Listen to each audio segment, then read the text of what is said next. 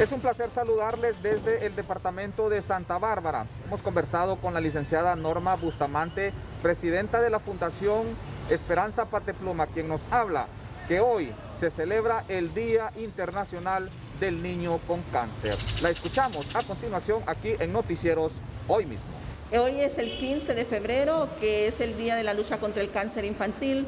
Esto se simboliza con un lazo dorado. Este lazo dorado es un símbolo, pero es un símbolo que nos dice que hay unos niños, unos guerreros, héroes que luchan día a día contra esta enfermedad y que luchan porque quieren vivir, quieren disfrutar de esta vida con sus padres, su familia y sus amigos. Y la Fundación Esperanza Patepluma invita a la población a que de manera genuina se apoyen a todas estas personas y a todas las fundaciones que brindan un granito de arena para que estos niños logren ese objetivo que es vivir. ¿Qué acciones tiene la Fundación Esperanza Patepluma en el marco de este día? Bueno, nosotros en este día lo que estamos haciendo es dirigirnos a la población para que conozcan los principales signos y síntomas de peligro. Hoy estuvimos en una comparecencia en su canal y le dimos a la población, les dieron a conocer a las personas los 12 signos de alarma, que cuando los padres, los cuidadores y los maestros detecten uno o dos de estos síntomas, acudan a un médico para que el niño pueda ser tratado oportunamente, para que ese niño pueda disfrutar de la vida. Como les dije, cuando el cáncer es detectado de manera temprana, hay de un 70 a un 80% de probabilidades de vida y el tratamiento pues se acorta. Dentro de las actividades que está realizando la Fundación Esperanza Patepluma es la visita a los diferentes medios de comunicación de este departamento de Santa Bárbara. Florentino Barón en cámaras, en este informe de Alexis Gutiérrez para Noticieros Hoy Mismo. Esto es Lo Último en Noticias.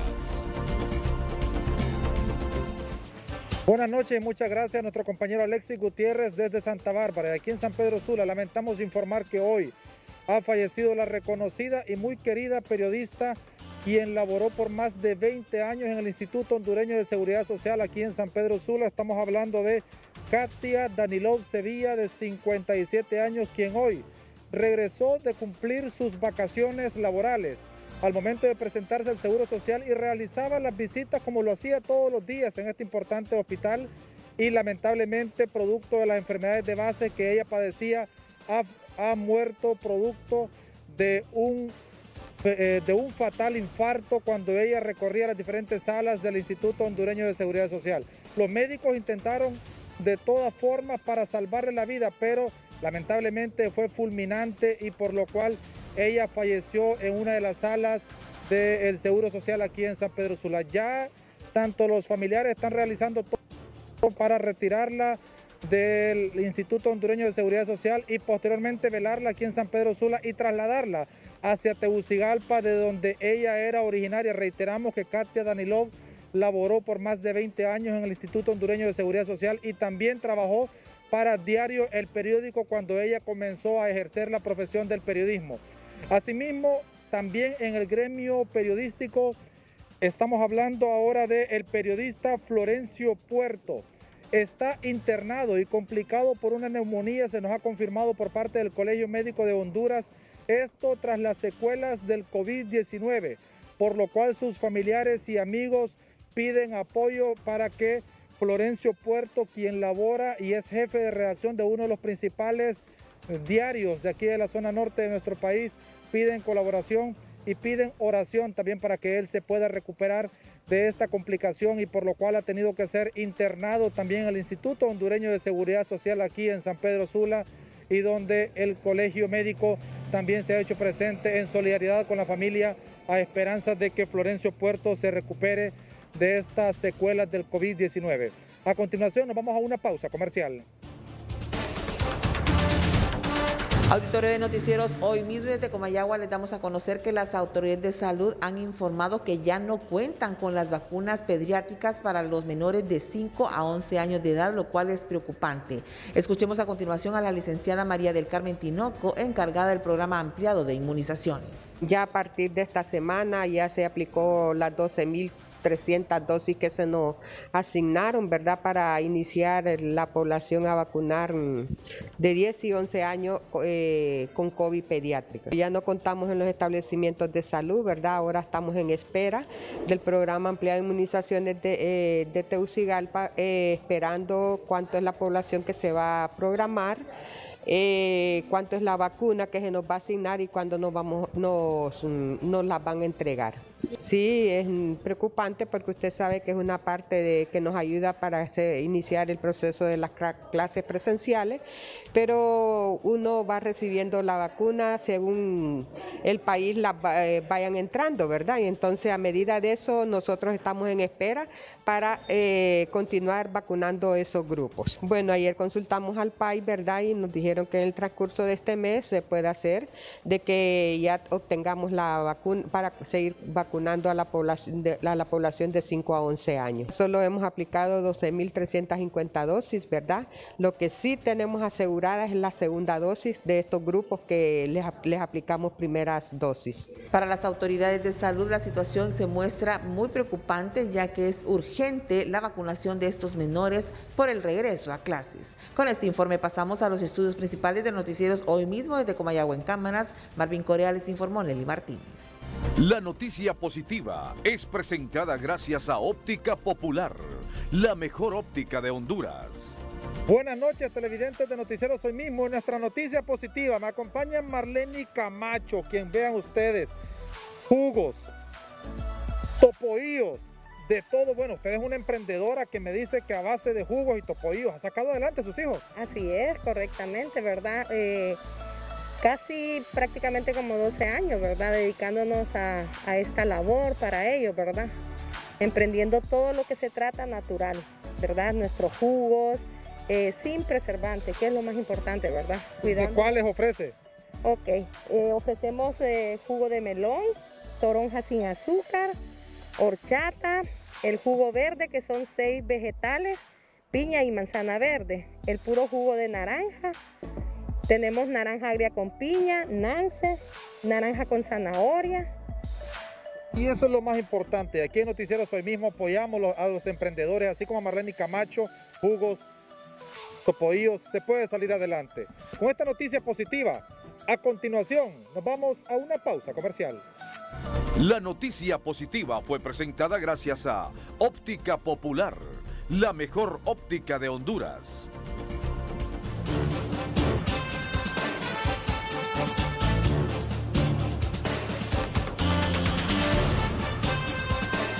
Esto en noticias. Muy buenas noches, muchas gracias por continuar con nosotros, televidentes de Noticieros Hoy Mismo, edición estelar. Informamos desde la zona norte del país que hoy por la tarde se registró un allanamiento de morada, esto en la colonia Ideal de San Pedro Sula. Este proceso estaba coordinado por la Fuerza Nacional Antimaras y Pandillas. En este proceso se capturó a 3 supuestos miembros de la pandilla 18. Se trata de 2 mujeres y un hombre. Este hombre, a quien se le supone es el responsable de ser el cabecilla de esta pandilla en la zona norte del país.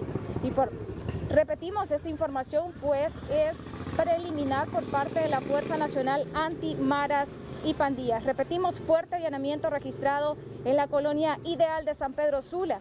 Ha dejado como resultado 3 personas capturadas, 2 mujeres y un hombre. Estamos, por supuesto, pendientes de todo lo que se desarrolla en torno a lo que la Fuerza Nacional Antimaras y Pandillas nos informe desde la zona norte del país. Con este informe vamos a continuar con más información en Noticieros Hoy Mismo. Nos vamos a ir hasta otra parte del país con nuestro compañero Gustavo Bustillo en La Ceiba.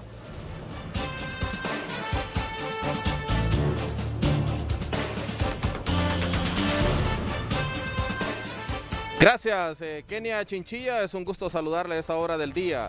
Bien, en materia de información, luego de las fuertes lluvias, producto del ingreso de esta masa de aire frío, en Atlanta, han enviado ayuda humanitaria a los municipios afectados. En este caso, en la ciudad Puerto de Tela. Nau Monge tiene la información. producto del paso de un nuevo frente frío en el litoral atlántico del país. Este día las autoridades de Copeco enviaron ayuda humanitaria a más de 200 familias que fueron afectadas en los municipios de Tela y Arizona Atlántida. Tenemos evaluadores en la zona y pues preventivamente estamos calculando ya atender 200 familias en 2 municipios, esperando que el día de mañana también poder accesar al municipio de Esparta y La Masica para poder ver qué necesidades tienen en ese sector. Esto es una ayuda rápida, ¿verdad?, para atención, va alimento y colchoneta, ya que tenemos personas albergadas en ese sector, en el municipio de Tela y tanto en el municipio de Arizona. Las autoridades recomiendan a la población mantener las medidas, ya que aún continúa la alerta amarilla emitida por parte de las autoridades a nivel central. Sí, y mantenemos la alerta amarilla.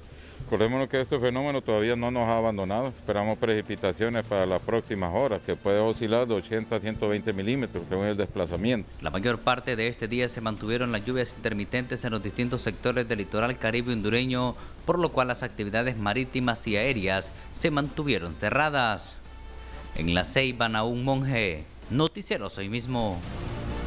Bien, esto es lo que informamos desde la ciudad de Puerto La Ceiba. Vamos a una breve pausa comercial aquí en Noticieros Hoy Mismo. Y estos son titulares de otras noticias importantes de hoy.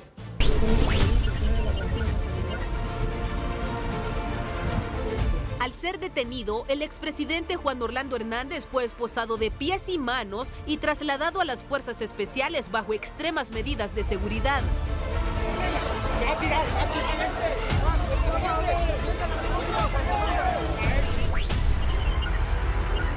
Estados Unidos pide la extradición del expresidente Hernández por delitos de narcotráfico, uso de armas de fuego y conspiración para usar armas de fuego en apoyo al narcotráfico. Este es un momento que no le deseo a nadie, pero estoy listo y presto para colaborar y llegar voluntariamente donde el juez natural, cuando así lo desee, dijo muy temprano hoy el expresidente Hernández. Mañana será la audiencia de información al expresidente Hernández por parte del juez natural Edwin Francisco Ortiz Cruz, designado para conocer la solicitud de extradición. Autoridades resguardan al menos 4 bienes inmuebles al expresidente Juan Orlando Hernández en Gracias Lempira. Pobladores del centro de San Pedro Sula recibieron hoy su doble mascarilla de la campaña de Hoy Mismo. Este es su noticiero Hoy Mismo con Edgardo Melgar.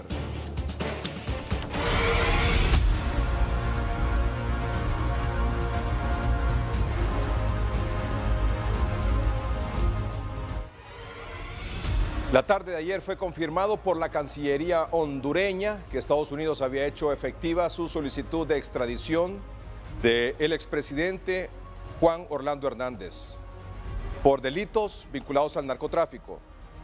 Su residencia en Palmeras de San Ignacio, en la capital, casi de inmediato, fue sitiada por las fuerzas del orden público y así amaneció porque hubo que esperar que hoy la Corte Suprema de Justicia designara al juez natural que va a conocer la solicitud de extradición, que sería la número 33. Aunque la defensa del expresidente dijo que este se presentaría voluntariamente, el juez Edwin Francisco Ortiz Cruz ordenó la captura, que se cumplió minutos después y fue esposado de pies y manos y llevado fuertemente custodiado a la base de las Fuerzas Especiales Cobra en la colonia 21 de octubre, donde dormirá a partir de hoy y mañana a partir de las 9 de la mañana será trasladado a la audiencia de información de solicitud de extradición en la Corte Suprema de Justicia.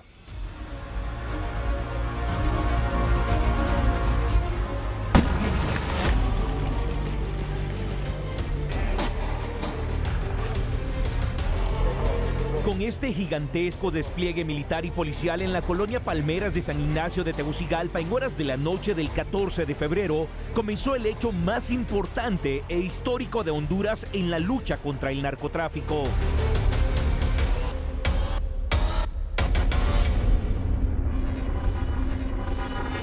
Nadie puede entrar militar. Lo último que podemos... En este momento nos encontramos porque queremos obtener información. La detención preventiva del expresidente Hernández. Mientras hoy mismo realizaba una enorme cobertura, los hondureños comenzaban a festejar.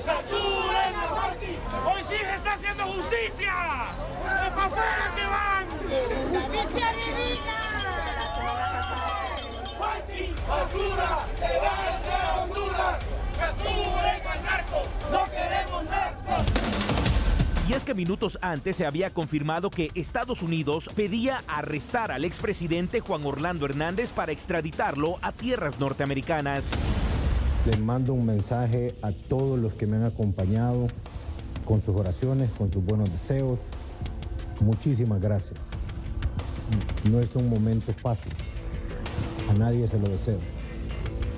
Pero también el propósito de este mensaje es que la Policía Nacional, a través de mis apoderados, ha recibido ya el mensaje que estoy presto y listo para colaborar y llegar voluntariamente con su acompañamiento en el momento que el juez natural que designe la Honorable Corte Suprema de Justicia así lo decida, para poder enfrentar esta situación y defendernos.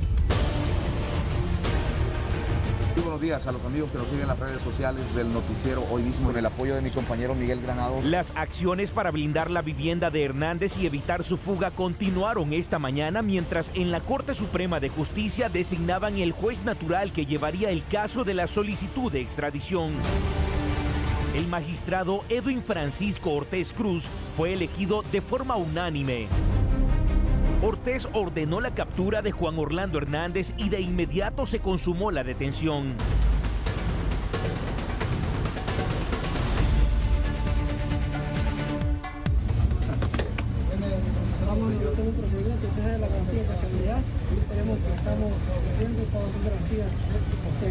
En una escena nunca antes vista a un expresidente hondureño, Juan Orlando Hernández fue esposado de pies y manos.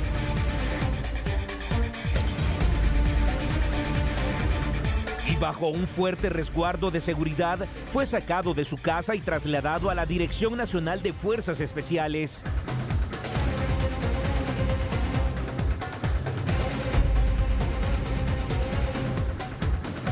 Están doblando las dos camionetas color negro desde la parte aérea. El tráfico se ha detenido, quedará marcado en la historia de los hondureños.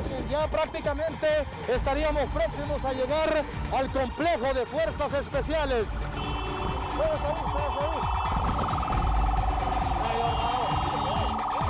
Vamos ahí.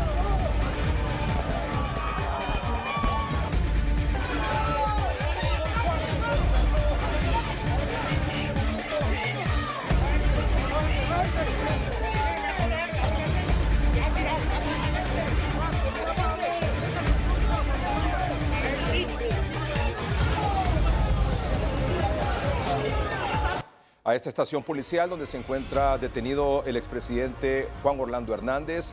Está esta noche ahí Evelyn Pérez. Evelyn, ¿qué es lo que está ocurriendo? Buenas noches.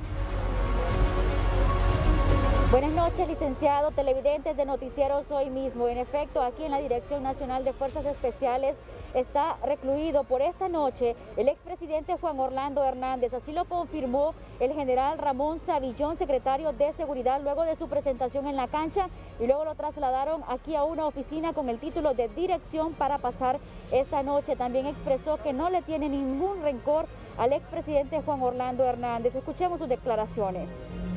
Hoy queda internado en esta sede policíaca y mañana a las 10 será presentado a la corte. Ya el señor juez de Jurisdicción General determina los procesos y eso le vamos a respetar las competencias de él. No tengo ningún resentimiento, lo había dicho, más bien le di el mensaje de paz, ustedes lo podemos apreciar. Después van a ver ese hecho y eso es lo que intercambiamos. Lo que priva en este caso es el cumplimiento de la ley, que es lo esencial, y poder manifestar ante el pueblo hondureño que estamos haciendo las cosas correctas. Está una Policía Nacional que renace y vuelve por sus fueros, que que es el cumplimiento de la ley, pero primero la protección de todo el pueblo hondureño. Las declaraciones del general Ramón Savillón, secretario de Seguridad. Reiteramos, el expresidente se mantendrá aquí. Mañana la audiencia es a las 10 de la mañana en la Corte Suprema de Justicia. Manifestó que bajo un fuerte resguardo policial va a ser trasladado aproximadamente una hora antes de su audiencia, desde el 21 de octubre, donde nos encontramos, hasta la Corte Suprema de Justicia en el Boulevard Kuwait. La zona está totalmente resguardada, es la Fuerza de Seguridad de Fuerzas Especiales, licenciado, y aquí se mantiene recluido el expresidente Juan Orlando Hernández, como le reitero, en una de las oficinas con el título de dirección. Ahí fue subido con sus manos esposadas, sus pies y fuertemente resguardado. En la zona, los medios de comunicación todavía se mantienen, pero él está en el interior recluido hasta mañana, que será su traslado. Ahí el juez va a decidir dónde permanecerá el detenido hasta que se dé este proceso de extradición. Vuelvo con usted si no hay consultas. Muy bien, gracias, Evelyn Pérez. Ahora vamos a la Corte Suprema de Justicia. Ahí se encuentra Flavio Pavón. Flavio, ¿qué es lo que se espera para mañana? Buenas noches.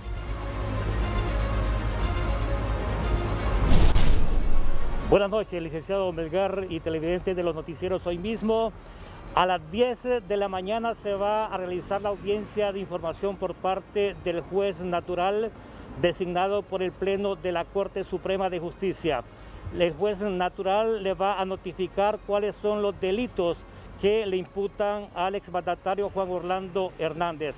De acuerdo a la última información que hemos recabado desde la Corte Suprema de Justicia, el expresidente Juan Orlando Hernández llegará entre 6 a 7 de la mañana. Escuche muy bien, de las 6 entre 7 de la mañana, tomando en cuenta para evitar el tráfico y obviamente para evitar que hayan personas acá en la Corte Suprema de Justicia y realicen algún tipo de manifestación. En horas de la tarde hubo comunicación entre el juez natural, el secretario de Seguridad y la defensa del expresidente Juan Orlando Hernández, donde se ratificó que a las 10 de la mañana se va a realizar la audiencia de información aquí en la Corte Suprema de Justicia. Licenciado, regreso con usted al estudio. Gracias, Flavio Pavón. Tras su detención, el expresidente Juan Orlando Hernández pasará esta noche en la Dirección Nacional de Fuerzas Especiales para ser presentado mañana en audiencia de información en la Corte Suprema de Justicia.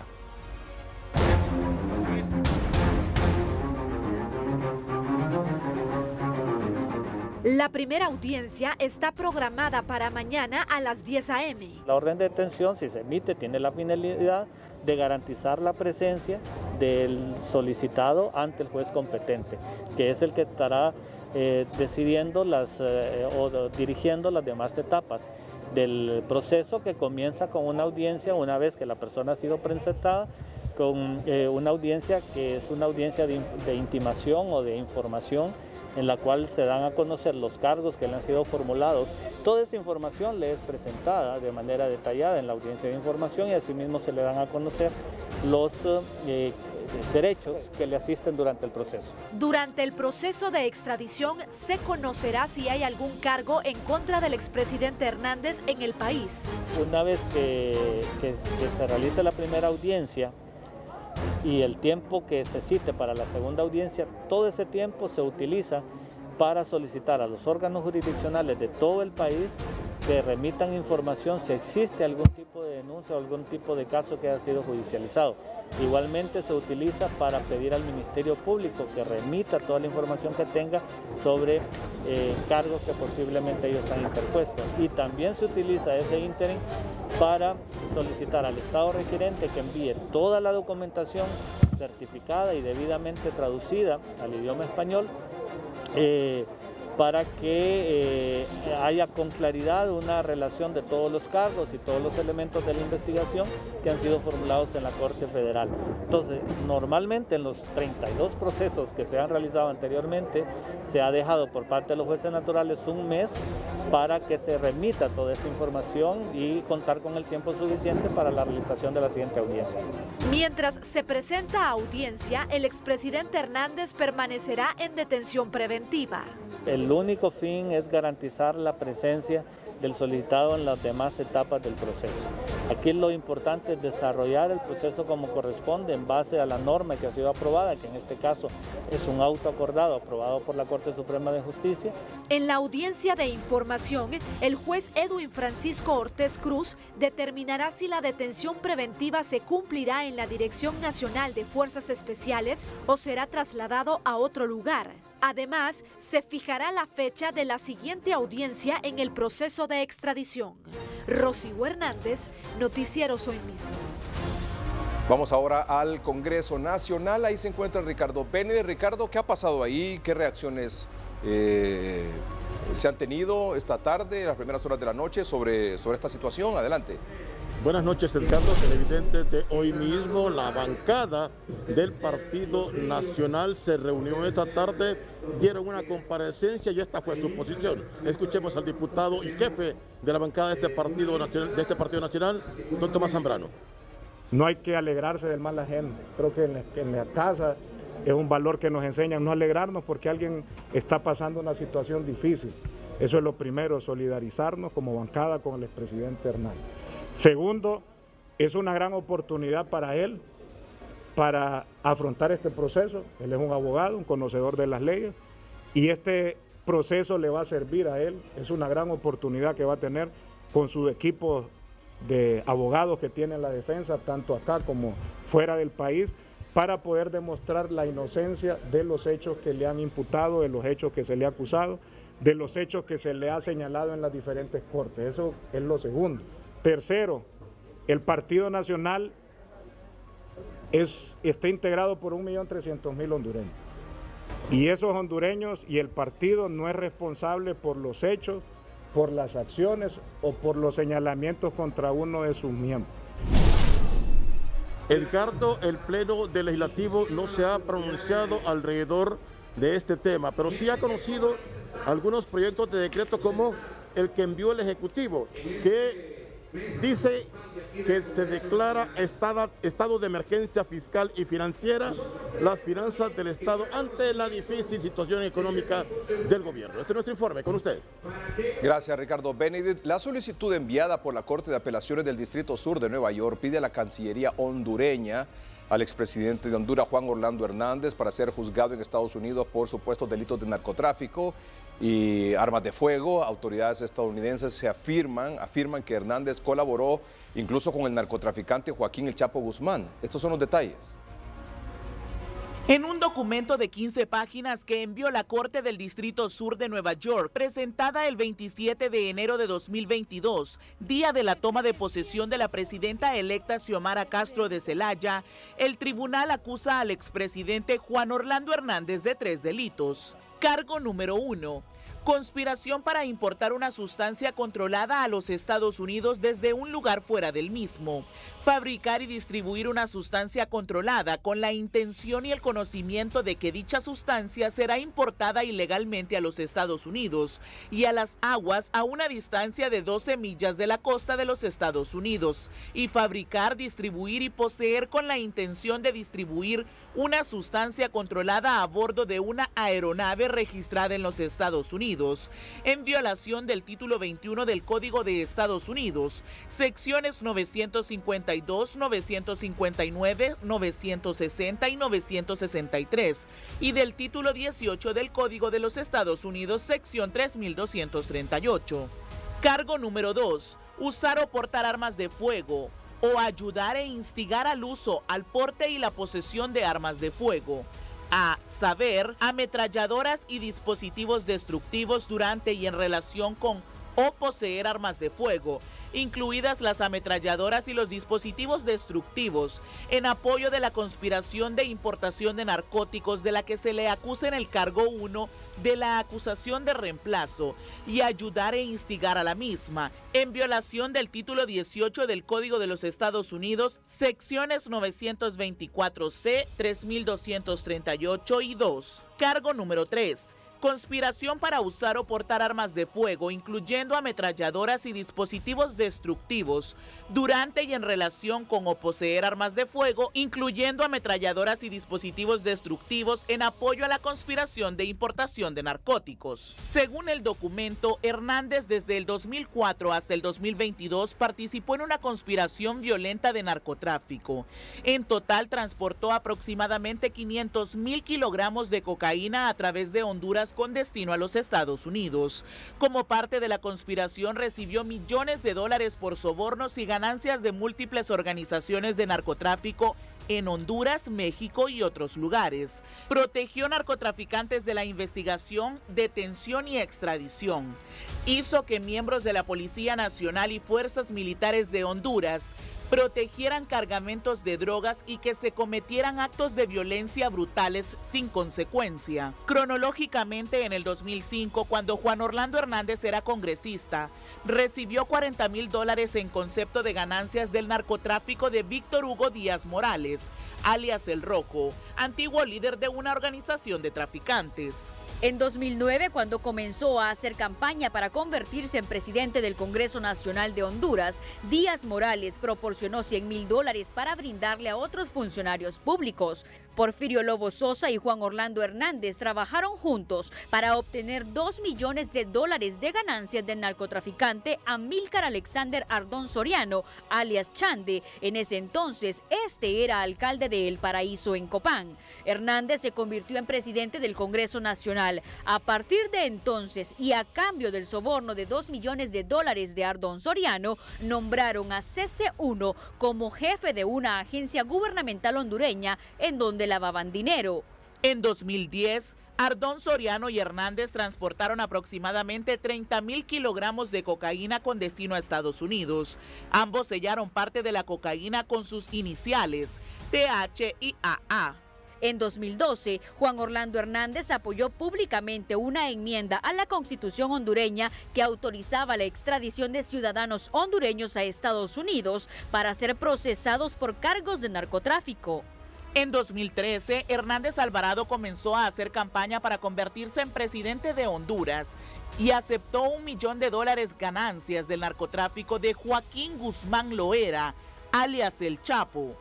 Trabajó junto a Ardón Soriano con Miguel Arnulfo Valle Valle y Luis Antonio Valle Valle para proporcionar al cártel de Sinaloa cantidades masivas de cocaína y prometió seguir protegiendo las actividades del narcotráfico del cártel de Sinaloa en Honduras. CC1 y otros viajaron a varios municipios que no apoyaban a Juan Orlando Hernández y sobornaron a funcionarios que controlaban los centros de votación para manipular el recuento de votos a favor de Hernández. En 2014 participó en la conspiración de tráfico de cocaína asociándose con Giovanni Fuentes Ramírez y recibió acceso a un narcolaboratorio localizado cerca de un puerto en Honduras. Se reunió con CC1, Ardón Soriano, entre otros, y confirmó que había decidido extraditar a los Valle Valle en respuesta a que estos querían asesinarlo.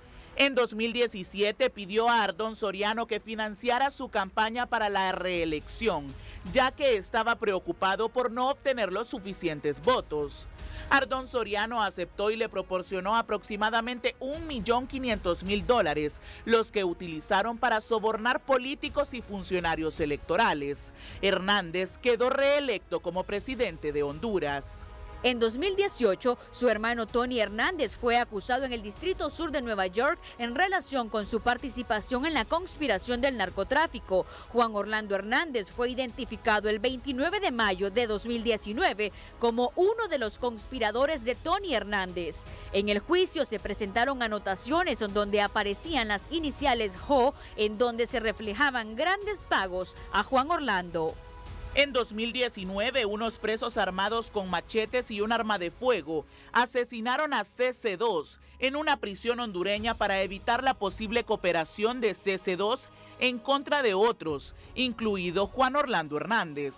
Desde 1909, Estados Unidos, junto a la Convención Complementaria de Extradición y Honduras, firmaron un tratado contra el crimen transnacional organizado, que también lo protege la Convención de las Naciones Unidas contra el tráfico ilícito de estupefacientes y sustancias psicotrópicas. En colaboración con Evelyn Pérez, Mayra Mejía, Noticiero Hoy Mismo. El abogado Félix Ávila es el abogado uno de los abogados del expresidente Juan Orlando Hernández. Abogado Félix Ávila, buenas noches. Gracias por aceptar esta conversación con Noticieros Hoy Mismo. Buenas noches, Ricardo. Buenas noches. Gracias por la conexión. ¿Qué tiene que decir nuestros amables televidentes sobre esta situación? Bueno, en este caso, pues lógicamente va a existir la oportunidad el día de mañana, cuando el juez natural designado dé a conocer los cargos de manera formal, oficial a la persona reclamada, en este caso el expresidente Juan Orlando Hernández. Y entonces allá pues es la oportunidad para hacer cualquier pronunciamiento. Abogado, ustedes como defensa del expresidente Hernández, ¿aceptan la solicitud de extradición? Lógicamente que ese no es un tema para discutirlo en medio de comunicación. Lógicamente que hay una audiencia de información el día de mañana y ahí se pondrán a disposición de la persona reclamada, en este caso Juan Orlando Hernández, y después sigue un periodo para discutir los hechos de la extradición de manera concreta. Cuando usted dice que discutir los hechos de la extradición de manera concreta, ¿eso significa que ustedes van a presentar oposición a la extradición? Bueno, cuando se da un proceso de extradición, obviamente que la idea de la audiencia probatoria, no la audiencia de información, precisamente es que el Estado requirente presente aquellas pruebas que tiene en relación a los hechos que le imputa en el país extranjero, y en su caso pues los abogados de la persona reclamada pues, entonces puedan presentar también aquellos argumentos que para no desvirtuar los hechos en sí, porque no se trata de un juicio, pero sí por lo menos para llegar a esa hipótesis que sería la contraria a la extradición, que sería el no otorgamiento de la extradición. En este momento, obviamente que, lógicamente que es indicativo, pues que habrá un periodo, un proceso donde se dé el contradictorio y hasta ahora, pues las instrucciones son oponerse al pedido de extradición, por supuesto. Ok, está claro entonces, hasta el momento, o sea, la defensa no acepta la extradición, la defensa se opone a la extradición y en la segunda audiencia, cuya fecha se va a fijar mañana, en esa segunda audiencia, la defensa estaría presentando medios de prueba para evitar la extradición. Bueno, realmente ese es el objetivo de toda audiencia en general. No es el momento aquí para develar de alguna u otra manera las estrategias de defensa, porque creo que no son apropiados para ningún abogado defensor. Pero lógicamente, en términos generales, de eso es lo que se trata, Edgardo. Muy bien, lo tengo claro y usted ha sido muy claro, abogado Félix Ávila. En la audiencia de mañana, es una audiencia de información en donde se le da a conocer, en este caso al expresidente Hernández, el pedido de extradición y que en este momento está en prisión preventiva. ¿Ustedes en esta audiencia de mañana van a solicitar una medida distinta a la prisión preventiva? Claro, existe la posibilidad, es decir, esta audiencia de información es lo equivalente a la audiencia de imputado, no se llama audiencia de imputado porque lógicamente no se trata de un proceso penal activo que implique una imputación formal, sino que el sistema, el estatuto legal que creó la Corte Suprema de Justicia, o sea, el auto acordado, le llama así audiencia de información porque se informa a la persona reclamada sobre los hechos que motivan el proceso, en este caso en los Estados Unidos. Y obviamente son los hechos de las acusaciones, los derechos que le asisten, y por supuesto ahí es donde está la oportunidad para que la defensa del reclamado entonces pueda gestionar o pedir una medida distinta, en este caso a la del arresto. Es decir, acordémonos que como medida cautelar, el arresto o la detención es temporal, es nada más de una duración de 24 horas. A partir de ahí, el juez tiene la obligación de dictar una medida distinta que, como lo establece tanto el convenio de extradición como el auto acordado dictado por la Corte Suprema de Justicia, habla de prisión provisional o detención provisional. Pero es evidente que, o es lógico, que tanto el convenio como la normativa interna no establecen como una obligación, no es imperativo que un juez dicte una medida de esa naturaleza, sino que puede ser cualquier otra menos gravosa atendiendo distintas circunstancias. Pero reitero, son posibilidades que en lo general creo que toda defensa hace en favor de su representado, y obviamente que el juez es el que decide al final qué medida es la que va a adoptar por mientras se dilucida este asunto. ¿Ustedes van a solicitar el arresto domiciliario? Tanto es una de las posibilidades, por supuesto. Toda aquella medida que sea menos gravosa a la detención, a la prisión provisional, es posible que se solicite, por supuesto. Abogado Félix Ávila, ¿ustedes van a pedirle al juez que conoce esta causa que sea rápido la celebración de la segunda audiencia o esperan que se tome todo el tiempo que, como ha ocurrido con otros casos, que puede ser 1 o 2 meses entre la primera y la segunda audiencia? Yo creo que nos atendremos a lo que diga el señor juez, ¿verdad? El señor juez es el que va a decidir, tiene un rango de tiempo para señalar a la audiencia de 1 mes y, por supuesto, pues nos atendremos a lo que el juez decida en ese caso, el tiempo que él lo haga.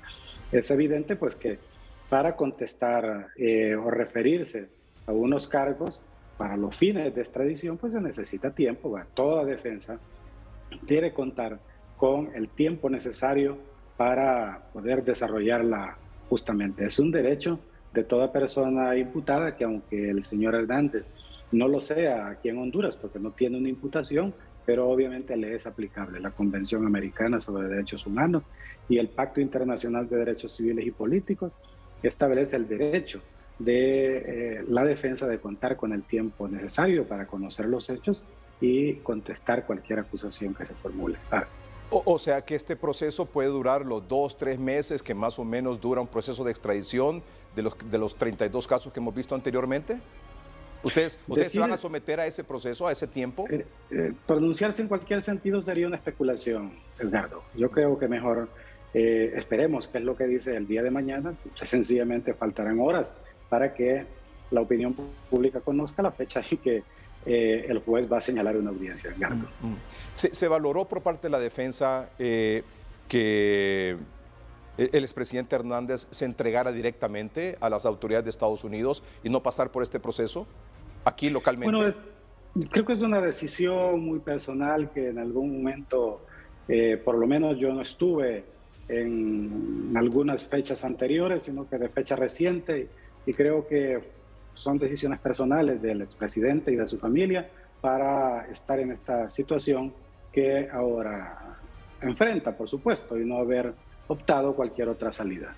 Si le hubieran consultado a usted, ¿cuál hubiera sido su consejo? ¿Cuál hubiera sido su recomendación? ¿Seguir este proceso local o entregarse directamente a las autoridades en Estados Unidos como han hecho otros acusados o solicitados en extradición? Bueno, cada caso es diferente y, por supuesto, cada caso se valora dependiendo de las circunstancias y aquello que mejor favorezca a la persona imputada, en este caso reclamada. De manera pues que no me correspondió a mí tener que dar un consejo, por lo tanto pues yo creo que no viene al caso decirlo ahora que pudo haber hecho. En esta audiencia, ya cuando en la segunda audiencia para presentar los medios de pruebas por parte de la defensa, abogado Félix Ávila, ¿usted cree que tienen medios de prueba para demostrar que él es inocente de los cargos que le señala Estados Unidos y que se evite la extradición? ¿Usted cree eso?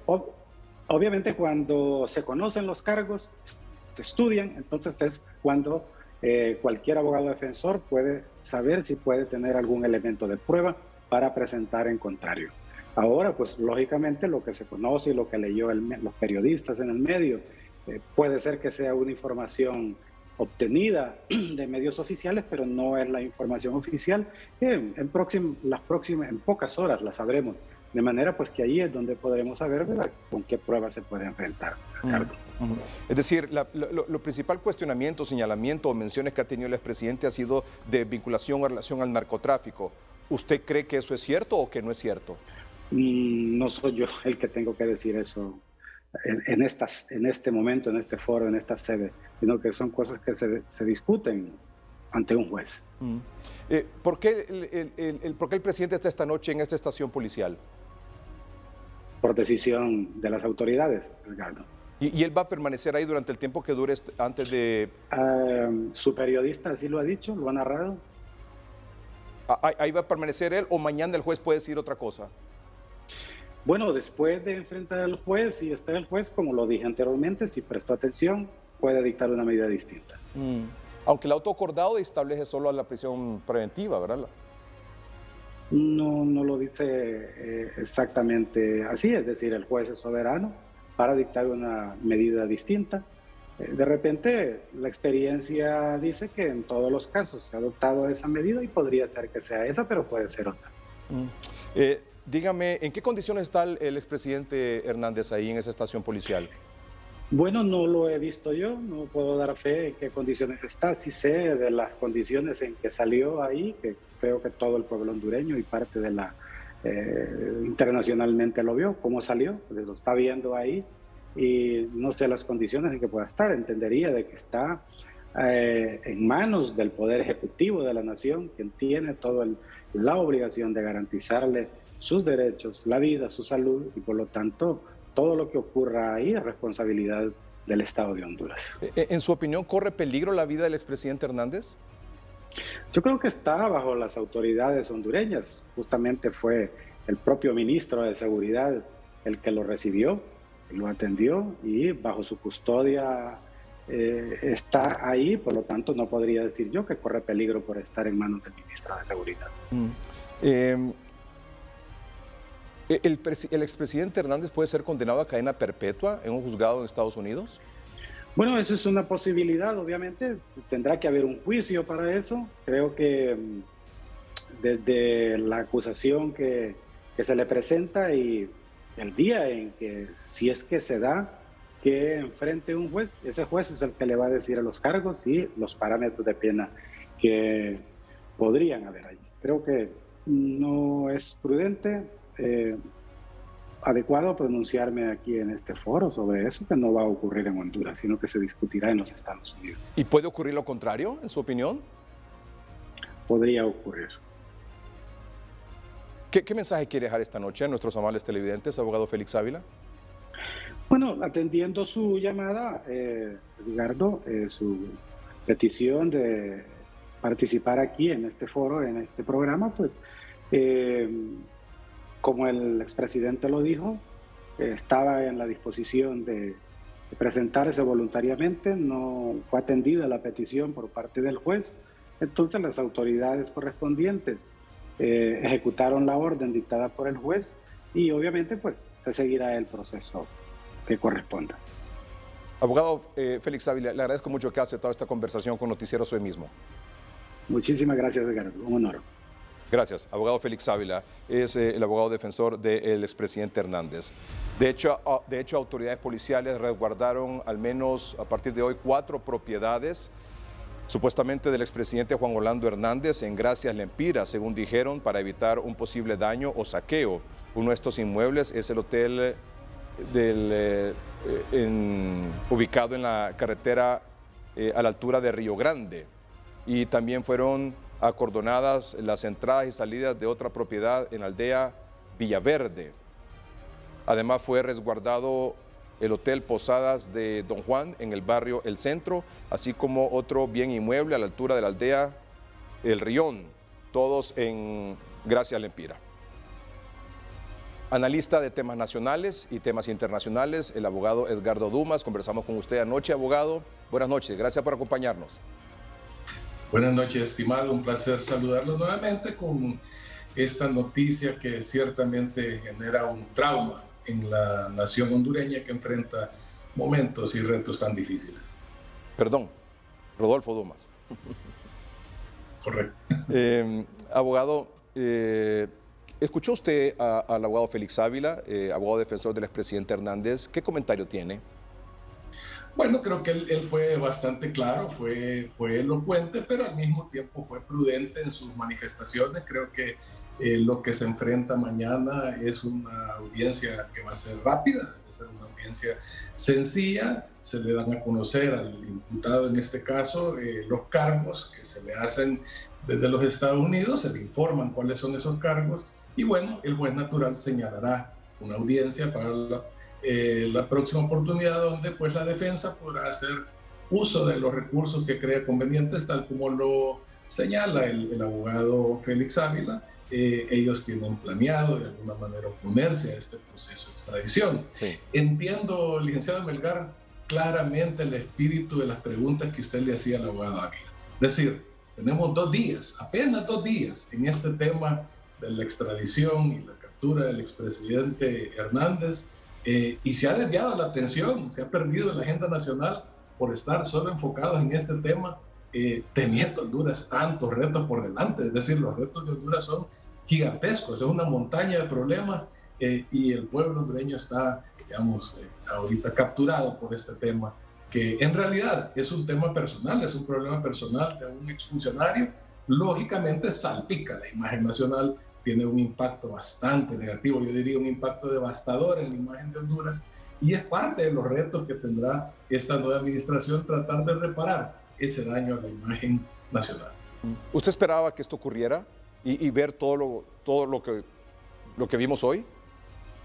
No tenía absolutamente ninguna duda que iba a ocurrir, tal vez lo único que no me esperé que fuese tan rápido. Lógicamente, eso nace no de alguna animadversión personal contra el expresidente, sino que sencillamente de una lectura de los hechos y principalmente de los juicios que se han tramitado allá en la Corte de Nueva York, donde los señalamientos han sido claros, contundentes, los informes, los documentos aportados a todos estos procesos son en realidad una montaña de pruebas que han presentado, y siento que este nuevo requerimiento, esta nueva petición de extradición probablemente, seguramente viene acompañada también de todas esas evidencias, de todas esas pruebas que en algún momento hubo la intención de confundir al pueblo hondureño, que se basaba únicamente en reportes periodísticos o en chismes de criminales, lo cual está absolutamente alejado de la verdad. Basta una lectura rápida de esos juicios y usted va a entender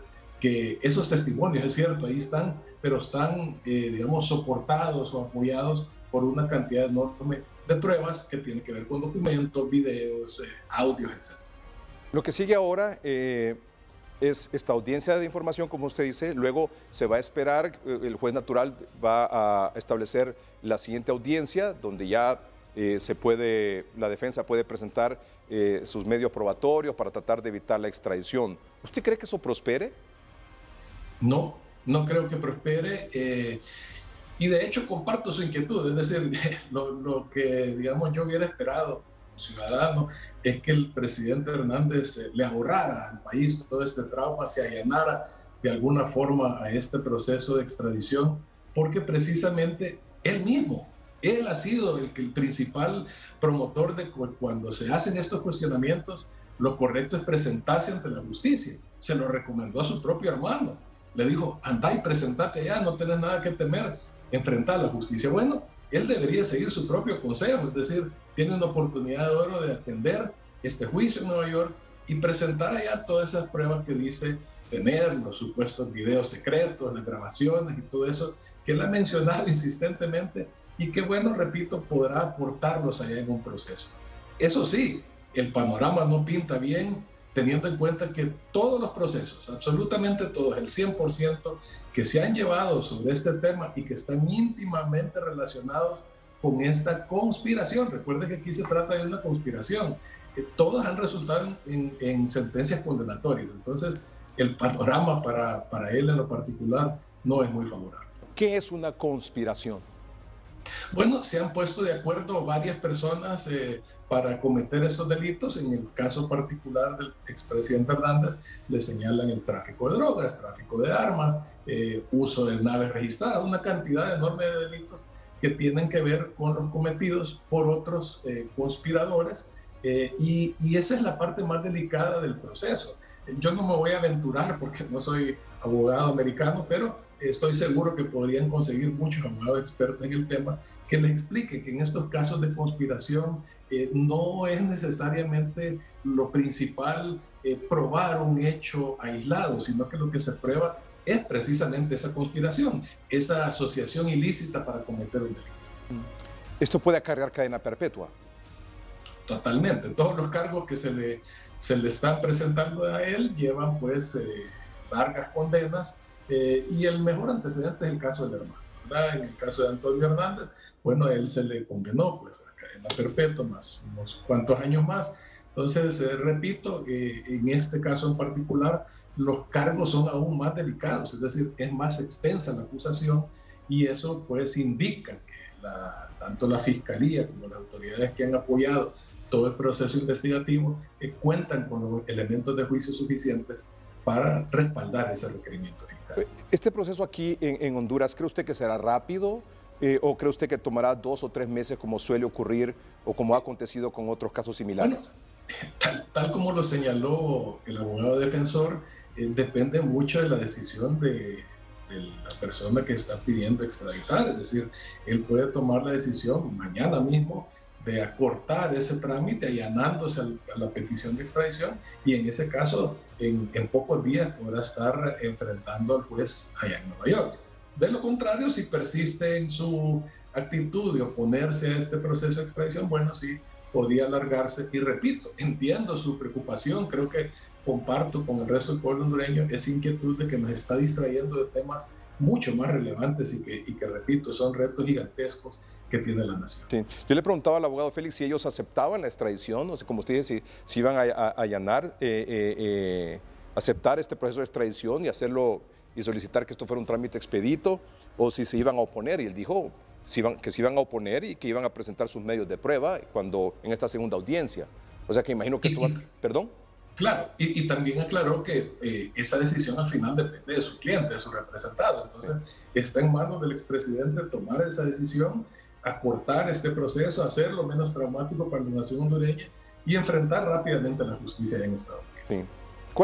¿Cuál será esa valoración entre, como ha ocurrido con otros políticos, como ha ocurrido con otros acusados por narcotráfico, solicitados en extradición, que uno ni cuenta se dio cuando ya estaban allá, versus esto que ha ocurrido hoy y que puede seguir ocurriendo en el transcurso de estos días y meses? Claro, y por eso anoche el licenciado Melgar le decía que el pueblo hondureño tiene que irse acostumbrando a este tipo de proceso, porque si bien es cierto, el perfil tan elevado que tiene un expresidente le da pues esta atención mediática y esta atención nacional, no menos cierto es que vendrán otras acciones, es decir, esto va a derramar en otra cantidad de requerimientos precisamente producto de esa asociación ilícita que dio y que los americanos califican como una conspiración. Hablando del perfil a que hace referencia usted, obviamente, de un expresidente, ¿usted cree que en una corte se pueda llegar a un arreglo, a una negociación, como se ofrece y como se estila en estos casos y ocurre eventualmente que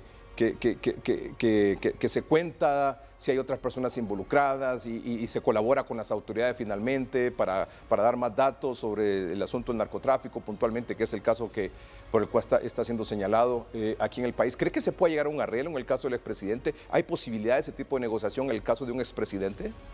Bueno, yo cree que es el tope y que era como el pez gordo y ahí no hay más chance de negociar. No, absolutamente. Creo que él hoy en la mañana en uno de sus comunicados, creo que fue en Twitter, usó la palabra colaborar. Eso me llamó la atención muchísimo y no sé qué significa. Él dijo que iba a colaborar, pero colaborar no sé si es con el proceso de extradición, no sé si es con el proceso allá en Nueva York, qué tipo de colaboración es la que él insinuaba en ese mensaje. Pero ciertamente es una posibilidad que él de alguna manera aporte algunos elementos de juicio que conlleven a la captura o a la persecución de otros miembros de esta conspiración o de estos grupos organizados, y ciertamente el presidente como expresidente y persona informada tendrá elementos que son sensibles y que podrían servir precisamente para esos propósitos. Recuerde usted que la lucha contra el narcotráfico no termina con la captura de una sola persona, es decir, esas son redes enormes y que de repente podría contar con algún elemento que sirva a las autoridades para desbaratar estas enormes redes de narcotráfico. Abogado Rodolfo Dumas, sin tener obviamente una bola de cristal, pero visto lo visto en los 32 casos de extradición anteriores aquí en el país, dígale a nuestros amables televidentes lo que sigue a continuación y dónde va a terminar y cómo va a terminar, en su opinión. La extradición del expresidente Zelaya, enfrentando un juicio... Perdón, Hernández. ¿Perdón? Hernández. Perdón, del presidente Hernández, enfrentando un juicio allá en Nueva York y con una condena, probablemente cadena perpetua, más unos cuantos años más, precisamente por su participación en todos estos hechos. O sea, ¿esto es cuestión de tiempo, abogado? Sí, es cuestión de tiempo. Hace más de 2000 años, Sun Tzu decía que las ruedas de la justicia giran lentamente, pero giran bien. En el caso de Honduras, se robaron las ruedas de la justicia, pero está la justicia americana donde sí giran lentamente, pero giran bien. Son efectivas. Creo que los fiscales, específicamente los de Nueva York, son de los más preparados para este tipo de casos donde se da criminalidad organizada y tienen un récord impresionante en cuanto a condenas. Entonces, repito, el panorama en realidad es muy difícil para ellos. ¿Y cuál es el mensaje? No sé si es un mensaje teledirigido o es un mensaje así general a la sociedad hondureña. ¿Hacia dónde apuntaría usted que va este mensaje de lo que está ocurriendo hoy? ¿Y quiénes deberían de prestar atención a lo que está pasando hoy? Yo creo, licenciado, que el mensaje es claro y contundente. Nadie, absolutamente nadie, está por encima de la ley. Viene una lucha sin cuartel en contra de la corrupción, de la criminalidad organizada, de parte de países amigos, porque no solo es Estados Unidos, hay otros países que están involucrados en este tema y que estarán ahora de manera permanente apoyando a nuestro país en esta lucha que ciertamente representa también otro enorme reto para nuestra nación. En el tema de corrupción vienen también acciones importantes. Recuerde que todo este proceso de extradición fue precedido precisamente por la designación o la inclusión del expresidente Hernández en el listado Engels, de actores corruptos del Triángulo Norte, donde pues también podrían venir algunas otras acciones relacionadas, por ejemplo, con la confiscación de bienes. Abogado, de nuevo, muchas gracias por aceptar esta conversación con Noticieros Hoy Mismo y darnos no solo su comentario, sino que orientación, guía y su interpretación sobre estos temas tan sensibles y donde la sociedad quiere tener una información no solo balanceada, creíble, sino que además saber qué es lo que va a pasar y las advertencias que hay detrás de todos estos acontecimientos. Muchas gracias, abogado. Un placer, buenas noches. Gracias, el abogado Rodolfo Dumas. Vamos a una pausa comercial. Noticias cortas son presentadas por Tigo. Te traemos tu smartphone 4G LTE con más internet desde 1,499 lempiras. ¡Cómpralo ya! Padres acompañados de sus hijos en edades de 5 a 9 años de edad llegaron hoy a la Universidad Católica a inocularlos, pero los médicos les dijeron que la vacuna no estaba autorizada. Con las llantas hacia arriba quedó hoy un vehículo de paila después de colisionar contra una camioneta en el Boulevard del Este frente a la colonia Planeta en la Lima Cortés. Los ocupantes de los vehículos salieron ilesos. Autoridades de salud en el departamento de Cortés anunciaron hoy que en lo que va del año se registran más de 4,000 casos de COVID-19 en este departamento. Padres de familia, acompañados por docentes del Instituto de Formación Profesional Infop en San Pedro Sula, solicitaron hoy al nuevo director de esta institución el inicio de clases de manera presencial de más de 500 alumnos. A la cárcel de El Progreso y Oro fueron enviados los 2 hombres capturados ayer en Tela Atlántida mientras transportaban un camión con más de 498 paquetes con marihuana. José Luis Herrera, Noticieros Hoy Mismo. Las noticias cortas fueron presentadas por Tigo. Te traemos tu smartphone 4G LTE con más internet desde 1,499 lempiras. ¡Cómpralo ya!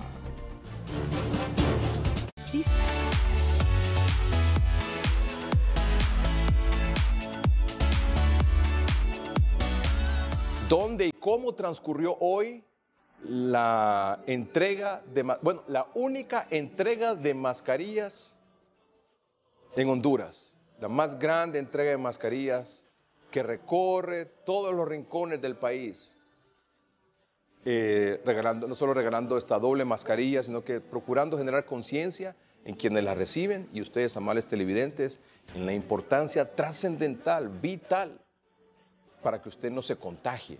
Porque las vacunas, si las tiene, las tres, van a evitar, podrían evitar o pueden evitar que su objetivo es llevarlo a usted a una situación de complicación y que requiere hospitalizarse y que luego pueda morir. Pero lo que evita el contagio es la doble mascarilla. Ahí sí que no hay discusión. Lo que evita el contagio es la mascarilla. El distanciamiento, el uso de gel, ya sabe usted, el lavado frecuente de manos, atención, niños, jóvenes, adultos, todos. Eso es lo que evita la doble mascarilla, el contagio. Ya que usted se complique o no, depende también de las 3 dosis. Este es el reporte. Un comerciante de celulares fue el primero en ser protegido con la doble mascarilla. Estamos agradecidos, porque no son todos los medios de comunicación que hacen este gran labor y es digno de felicitar a este medio porque eso nos ayuda más a protegernos cada día porque sabemos que el virus no se ha ido. Mientras esperaba cliente, un taxista también fue protegido con la doble mascarilla. Hay que protegerse uno mismo y para protección de los demás también. El amor al prójimo hay que ponerlo en práctica cumpliendo con las restricciones, usando la mascarilla. Otro vendedor de la zona peatonal sanpedrana también recibió mascarillas para su protección. Le damos las gracias también a hoy mismo por darles la oportunidad de protegerlos un poco más. Un ejemplo pues a seguir porque no es primera vez que usted se acerca a estos lados. Y así como ellos, numerosos pobladores citadinos fueron beneficiados por la campaña de Noticieros Hoy Mismo, que continúa llevando la doble protección de mascarillas a la población en diferentes partes del país. Con la colaboración de Jason Maldonado, José Luis Herrera, Noticieros Hoy Mismo. Doctora. Buenas noches. Buenas noches. La doctora Silvia Portillo, epidemióloga y patóloga. Miren este dato que les vamos a proporcionar a continuación de 2 personas que fallecieron hoy en el Hospital Escuela Universitario. Hoy, un hombre de 65 años, originario de Guaymaca, municipio de Guaymaca, aquí en Francisco Morazán.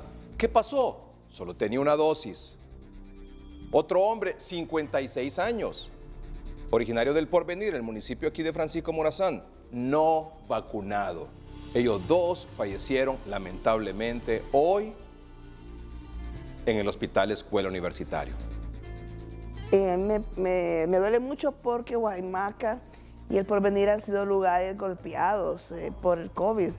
Y creo que han tenido la oportunidad de ser vacunados. Entonces, no entiendo por qué han dejado que las personas se descubran. O sea, hay una cobertura de anticuerpos que ya se ha hablado mucho de que baja.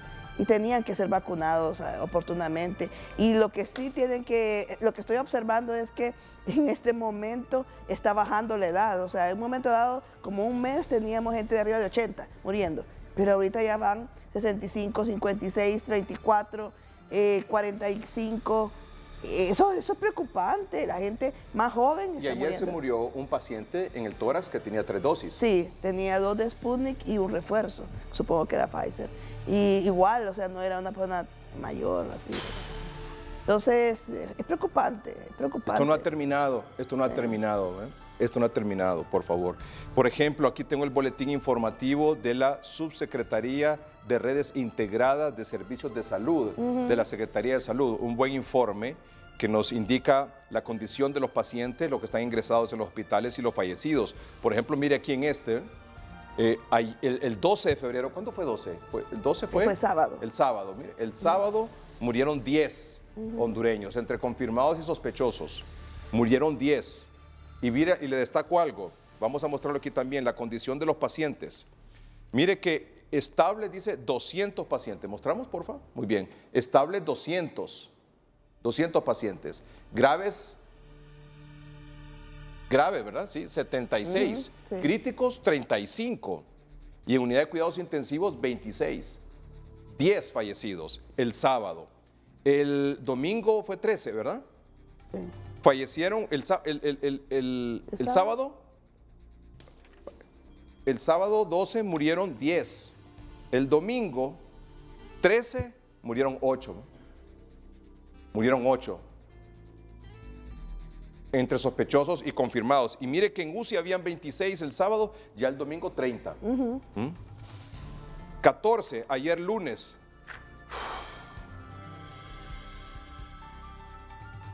Si a esto usted, amiga televidente, amigo televidente, no le genera conciencia de que tiene que irse a vacunar, de que tiene que usar doble mascarilla, de que tiene que seguir guardando la distancia, de que debe seguir lavándose las manos, utilizando el gel, yo ya no sé qué más podemos hacer aquí.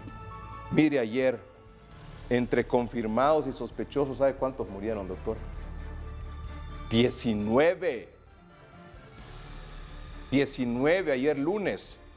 Y el sábado teníamos 26 en UCI, el domingo 30 y ayer ya 31 en UCI. Y murieron 16, y de los 16, 15 confirmados y 4 sospechosos, mire, 19. Si el domingo murieron, cuénteme ahí, 18, ¿verdad? El sábado 10 y ayer lunes 19, ¿cuántos son? Súmeme, por favor. 37. 37 hondureños en 3 días.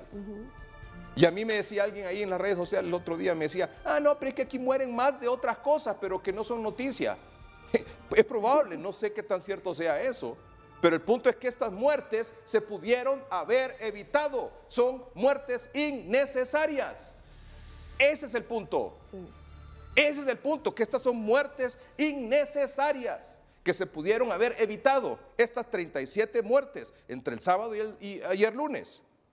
Mire, a mí me preocupa, bueno, y usted tiene razón, así se denominan, muertes prevenibles, ¿verdad? Habiendo herramientas, o sea, en este momento no hay un problema de vacuna ahorita con los niños, pero aún así hay vacuna. Entonces, ¿por qué la gente no ha acudido a ponerse su primera dosis? Tenemos gente todavía sin dosis, sus refuerzos, su tercera dosis. Ya más bien creo que vamos a empezar con la cuarta, ¿verdad? Porque ya se está viendo que también bajan. Mire, y la otra cosa, licenciado, a mí me preocupa muchísimo que este asunto de la vigilancia epidemiológica, porque detrás de la muerte es un porcentaje pequeño comparado a toda la enfermedad. Entonces hay que ver cuántos contagiados hay, cuánta gente se está contagiando. ¿Y dónde se están contagiando? ¿Y qué se está haciendo con esa gente contagiada en ese lugar? Exactamente, exactamente. Pero 37 muertos, doctora, en 3 días.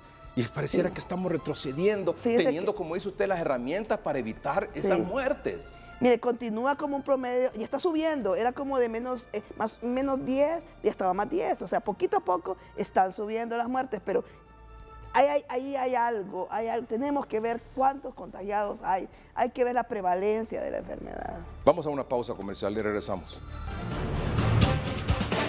Comenta por qué se deben vacunar los niños, doctora. Sí, esta semana es de los niños y es muy serio. Uno puede ver cómo de todos los contagiados, en la 5ª semana, que es el boletín más completo de la que hubo, aparecían 13% de todos los contagiados. Póngame la gráfica ahí, 13% de los confirmados tienen entre meses de nacido a 19 años de edad. Sí. Entonces, esto, ¿qué pasa? Que lo que quiero yo dar a entender es lo que también se ve en la otra gráfica, la del 13 de febrero. Miren cómo están los hospitales, está el María y está el Catarino Rivas. O sea, están en cantidades y en porcentajes que revelan que el COVID nos está atacando a los niños. O sea, esa es una realidad que hay que asumirla, y así como en un momento dado estuvimos tan preocupados por los adultos, ahora tenemos que preocuparnos por los niños, porque también están padeciendo gravedad. Y el problema con los niños es que también pueden presentar las complicaciones de los adultos. Hay que entender que hay 3 motivos esenciales por los cuales niños deben ser vacunados. En primer lugar, la parte epidemiológica, que es la que más quiero referirme, es el hecho de la inmunidad de rebaño, que, vaya, aquí es difícil entender cómo vamos a alcanzar esa inmunidad porque no tenemos una vigilancia de cuánta gente realmente ha sido contagiada o vacunada. Pero lo que también hay que entender es que los niños se sabe y persiste esa idea, esa certeza de que son diseminadores. Entre las mamás con COVID besan a los niños, contagian a los bebés cuando les dan de mamá y no se ponen la mascarilla. Entonces, y después estos niños van a un nursery, van a un kinder y contagian, o van a una escuela y contagian. Entonces, ahí se empieza un ciclo de transmisión. La otra es la parte clínica, que creo que los pediatras pues aquí han dicho muchas cosas, pero yo solo quiero recalcar el hecho de que los niños se agravan, los niños también se mueren. y tienen secuelas de COVID. Los norteamericanos están muy preocupados y lo dicen. Van a dejar a los niños que no saben cuánto tiempo van a tener dolores corporales, problemas de desatención escolar, ausentismo. Eso es muy, muy delicado en un niño. Bueno, lo otro es el desarrollo social. Tenemos que, todo el mundo está aquí muy esperanzado de que van a haber un cambio en 4 años, pero eso no es así. Los niños tienen que pasar una generación, 20, 25 años para que veamos progreso social en base de niños que crecen y se empoderan de su ciudadanía. Entonces, si tenemos niños con problemas de COVID, no vamos a avanzar. Y bueno, yo aquí planteaba así brevemente y en forma muy clara, pienso yo, ¿cuáles son las estrategias? Aquí tiene que haber una estrategia pública, que no solamente es coordinar vacunación comunitaria, que es fabuloso y lo vamos a reiterar, sino que también entender que la apertura en la escuela tiene que ser visualizada como sectores en los cuales se valore, donde hay casos, donde están graves, donde hay letalidad, positividad y el mejor acceso a atención sanitaria y vacunas. Pero también la educación tiene que plantearse en base a esos lugares qué tecnología va a usar. Si van a ser presenciales, si van a ser semipresenciales o van a ser totalmente virtuales. Aquí no se tiene que hacer una vuelta de clase semipresencial o presencial a lo bruto. No. Hay que pensar muy bien. Y lo otro, bueno, hay que tomar estas acciones lo más pronto posible. Ahí está, mire, yo siempre escucho que primero que en febrero, después que en marzo y ahora oigo que en abril. ¿Por qué? Porque por esto que decía antes. O sea, tienen que identificar los lugares, las personas, las capacidades sanitarias y escolares. Por ejemplo, ahorita que se inundaron allá en el norte, ¿qué vamos a hacer? Nuevamente sin escuelas. Y entonces tiene que haber una coordinación muy cercana entre salud, educación y comunidad. No solamente es, bueno, y lo pongo en la siguiente, ¿verdad? Hay que, a la preparación escolar, la vacunación, la bioseguridad, la educación sanitaria y la protección infantil se va a asumir de esa forma. Y pongo unas fotos ahí en que ve uno las mamás involucradas, sé que también los papás han ido a vacunar a sus niños, ¿verdad? Y los niños me sorprendió tanto y me encantó ver cómo están tan conscientes de lo que implica esta enfermedad y se han dejado vacunar. Entonces, ¿qué más puedo decirles? Que urge la vacunación comunitaria. No solamente es de plantearse de que en un sitio vamos a reunirnos todos a vacunar a los niños. Hay mamás que tienen niños bebés que no pueden dejar con nadie. Entonces, ¿cómo hacen para llevarse a los otros 3 niños que tienen en su casa? Hay que ir a apoyarlas y buscarlas en sus hogares. Entonces, esta semana yo creo que hay que repensar mucho que la vacunación tiene que ser rápida, eficiente, eficaz, y que la familia tiene que involucrarse, pero las escuelas también. Bueno, por ejemplo, Nelly Martínez, corresponsal de Hoy Noticiero en Comayagua, dijo que ya hoy no tenían vacuna pediátrica. Bueno, entonces mañana ya no tienen, pues, pero ahí en Comayagua. Sí, porque imagino que no sé si le enviaron poca o le mandaron una cantidad, porque recuerde que también eran como 100,000 dosis. Sí. Para todo el país es un poco complicado, ¿verdad? O sea, la cantidad no es tan abundante, ¿verdad? De vacuna pediátrica. Y como habilitaron a partir de 5 años, de 5, 6, 7, 8, 9, 10, más los demás, ahorita están vacunando de 11 de 5 a 11. De 5 a 11. De 5 a 11, ¿verdad? Bueno, hay que ver, porque creo que también... No sé si esa apertura así tan amplia, tan rápido y con tan poca vacuna no fue... Yo estoy de acuerdo. ¿Sabe por qué? Porque entonces después tenemos el problema de que las dejan vencer, porque... Pero es que entonces hubieran improvisado en los lugares donde hay más casos, como dice usted ahí. Bueno, es que ese es el punto, ¿verdad? Que se tiene que pensar muy bien, donde también tienen más capacidades de vacunación. O sea, hay lugares donde hay más personal que puede desplazarse, escuelas que están mejor. La costa, por ejemplo, no sé cómo podrían hacer, ¿verdad? Porque ahí está muy mal el asunto. Bueno, sí, inundaciones. Y la pandemia está allá ahora. Sí. Pareciera y que los está allá. Contagios ahorita, volvemos a lo mismo de ETA y OTA, el contagio. Fíjese que, por ejemplo, le voy a mostrar usted mostró una gráfica hoy, se la voy a actualizar con ayer, porque creo que el boletín de hoy no ha salido todavía, el de hoy 15. Pero, por ejemplo, hoy, 14 de febrero, el de ayer, perdón, 14 de febrero, donde murieron 19 personas, el Catarino Rivas, la unidad de cuidados intensivos pediátricas, ¿sabe cuánto está? 125. Sí, porque el 13 estaba al 100%. Mire, ahora está 125, la unidad de cuidados intensivos pediátricos en el Mario Catarino Rivas. Sí, mire. Aumentó el Leonardo Martínez, mire cómo está, la sala que ahí ven solo embarazadas y neonatos, está un 90%. Y en María Especialidades Pediátricas tiene también. Tiene, está 50 y 50, mire la sala, pero mire el San Pedro Sula cómo está. Sí. Bueno. Es lo que usted decía, los niños también se contagian, los niños también se complican y los niños también pueden fallecer. Sí. Gracias, doctora. Quedan advertidos y quedan informados. Tomen la mejor decisión. Sí, Ese es nuestro objetivo. Doble mascarilla. Hoy en el banquillo, sí, por supuesto. Aquí está, mire, doctor. Si usted no trajo la doble mascarilla, aquí la tengo. La quirúrgica y la de tela, que así la uso yo. Hoy en el banquillo un análisis de la solicitud de extradición del expresidente Hernández. Los invitados hoy en el banquillo con Rosendo García, Jeff Ernst, periodista independiente, Rodolfo Dumas, abogado, y Mike Vigil, ex agente de la DEA. Esta noche al banquillo, ahora mismo, después de Noticieros Hoy Mismo. Gracias por su atención, buenas noches y que estén bien.